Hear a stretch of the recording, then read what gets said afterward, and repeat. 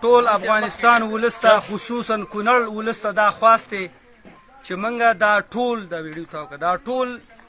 د کونړ د نجارانو اتحادیې راختې د څوکۍ او دا ګاډي راغلي دي دا لرګي وړي کارخانې له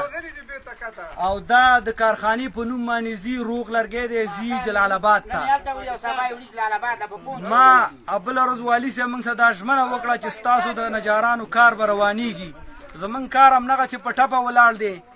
او د دیو دا دی ګاډي راغلي دي روغ مال ځي زما پاخه مواد نه ځي دا خام مال روان دی دا کوم انصاف دی او کوم لرګی وګوره دا د ننګرهار او د افغانستان وړ لرګی دی دا د دوبۍ لرګی دی داسې ورته وویل پوه شولې